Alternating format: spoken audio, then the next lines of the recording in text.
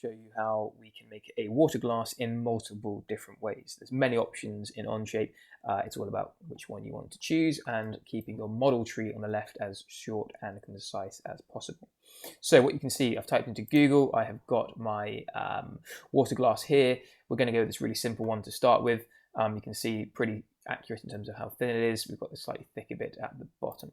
So one way that you could start is to click on the top plane, click S, get your sketch tool up, go normal 2, let's rotate it around so it's not in this kind of weird scenario. So I'm holding the right mouse button, clicking down and dragging my mouse, click N to go back to normal 2 and hide those planes. You can then get our circle, so C, which is the shortcut for the circle tool.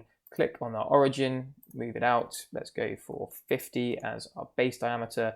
That is black and fully constrained. Press escape, I can move that around just to check.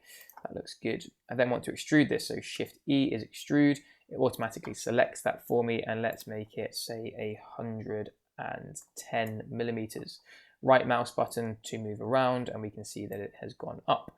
Now, the original water glass had a slight taper, so if I go back to this, you can see it's tapered. It's thinner at the bottom, wider at the top. So what I could do is I could add a draft on there.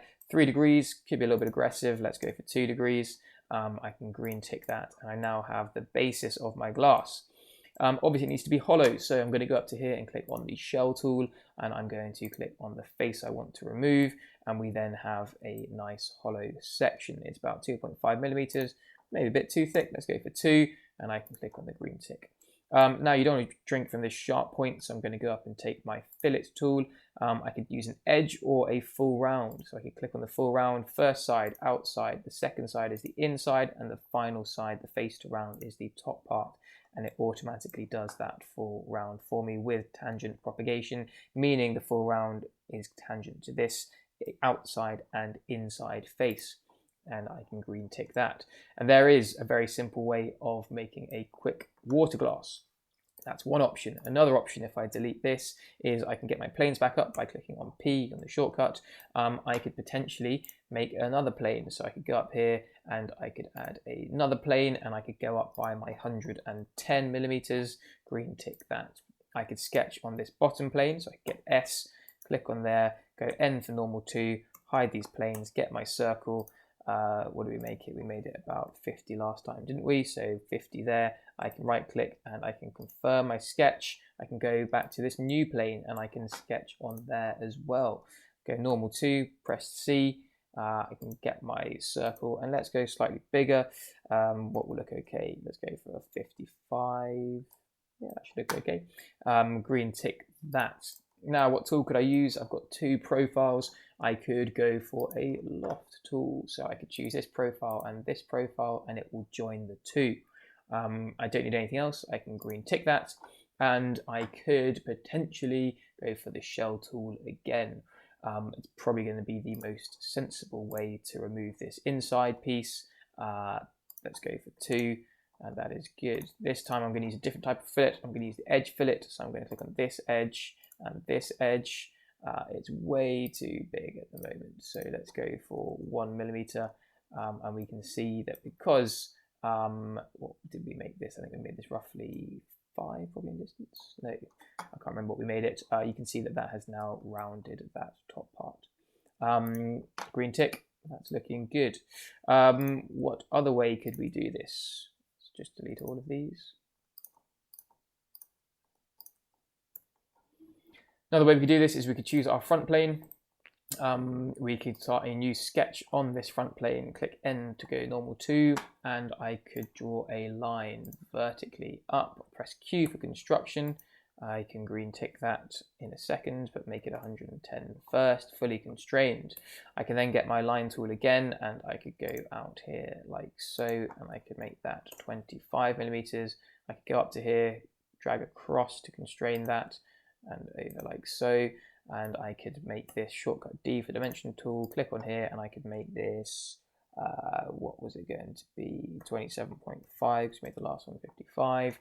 And I could then go up and get my revolve tool.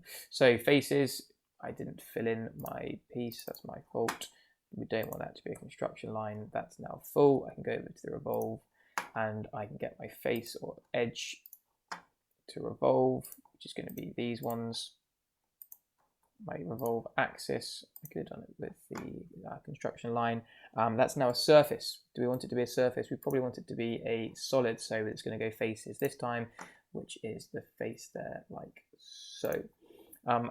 Now, I could have already got rid of the internal part, so I could go back into my sketch, and if we think about it, I could delete this section here, I could get my line, I could bring this in, I could bring this down, I can bring this all the way across, and now I could dimension this up here. If we think about what thickness we want that to be, if the old one was 2, we want that to be a 1mm wall thickness, and we can now say that this thickness down here is 5mm. This gives us a bit more control, so in fact let's make it 7mm. It's quite a bit thicker. Why is this still blue? So if we try and move it around, we can see that because I have deleted this line up here, we have no distance. So if I was to click from here to the outside, because that's where we'd be measuring it from, and make that the 27.5, we now have our part. I could then go to revolve up here. We've already got a revolve, which is a bit annoying. It's already done it for me because it knows what we want. Has it got my revolve axis? Let's show this sketch. And we can see that revolve axis down the middle.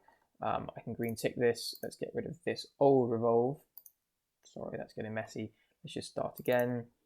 Go back to my revolve. It's asking me faces. We've got this face. Revolve axis is going to be this axis. And then I can green tick that. And I have got my cup in a slightly different way. Again, we can just go and add our fillet onto there. We're just going to do the outside fillet. It's going to leave a really sharp internal piece. So if I do the inside as well, it's too big. So let's go 0.5. And then we have got our full edge. Now that looks a little bit too thin. So because we are not technically mirroring it, we probably want this to actually be 2. Green tick that. And we'll then change that fillet to be 1. And that will make it a little bit better. So you can see very quickly there's quite a few different ways that you can make things. Potentially we might want to add a fillet to the base here just to tidy that up. Let's go for if I click on here, make that a 3mm fillet, like so. We then have our glass. So if I transfer across, you can see that looks relatively similar in the sense that, if I get it there, we've got a similar shape, similar design, we've got the thicker base with our revolve. In terms of features, it's still a very short feature tree. Hopefully that makes sense.